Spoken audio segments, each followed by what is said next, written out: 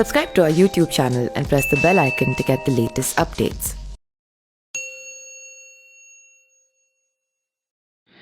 नमस्कार, मैं पिंटू सिंह यादव आप सभी का स्वागत करते हैं न्यूज लाइव में। दोस्तों, उत्तर प्रदेश के एमएलसी चुनाव में मिली करारी हार के बाद समाजवादी पार्टी के प्रमुख अखिलेश यादव का पहला बयान सामने आया है। अखिलेश यादव ने अपनी पार्टी की हार को लेकर भाजपा पर कई आरोप लगाए हैं। अखिलेश ने यहां तक कहा है कि भाजपा ने मानहानि और धांधली की सभी हदें पार कर दी। अखिलेश ने कहा कि भाजपा ने लोकतंत्र को कुचलने का काम किया है और भाजपा को इतिहास कभी भी माफ नहीं करेगा। उत्तर प्रदेश में एमएलसी की 36 सीटों पर हुए चुनाव में 33 सीटें भारतीय जनता पार्टी ने जीती है, तो समाजवादी पार्टी का सुपड़ा साफ हो गया है। अखिलेश ने रिजल्ट पर बयान जारी करते हुए कहा कि दूसरों को जातिवादी बताने वाली भाजपा की यह सच्चाई है कि एमएलसी चुनाव की 36 सीटों में से 18 पर मुख्यमंत्री के स्वजातीय जीते हैं। एससी, एसटी, ओबीसी को दरकिनार कर ये कैसा सबका साथ सबका विकास दिख रहा है। अखिलेश ने कहा कि सामाजिक न्याय को लेकर लोकतंत्र के जरिए मजबूत करने की लड़ाई समाजवादी लड़ती रहेगी।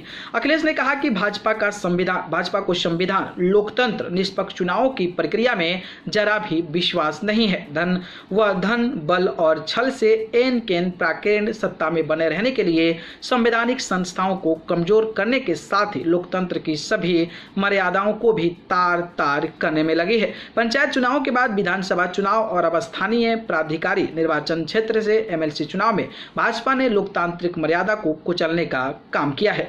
समाजवादी पार्टी ने पहले ही भाजपा के साजिशों के बारे में मुख्य निर्वाचन आयुक्त को पत्र लिखकर सचेत कर दिया था। भाजपा एमएलसी चुनाव जीतने के लिए किसी भी हद तक जा सकती है। यह लोकतंत्र और संविधान दोनों का संक्रमण काल है। गौरतलब है कि 36 सीटों पर हुए उपचुनाव में 9 सीटों पर भारतीय जनता पार्टी के प्रत्याशी पहले ही निर्विरोध घोषित हो गए थे और 27 सीटों पर हुए चुनाव में से 24 पर भाजपा और 3 सीटों पर बाहुबलियों का दबदबा रहा। तो वहीं इस तरह से भाजपा ने 36 में से 33 सीटें जीत पाई हैं और ये एमएलसी चुनाव के नतीजे आने के बाद अखिलेश यादव का पहली बार इतनी बड़ा हमला जो है भारतीय जनता पार्टी पर है। खैर, अखिलेश यादव की बात से आप कितना सहमत हैं, कमेंट बॉक्स में बताइएगा। धन्यवाद।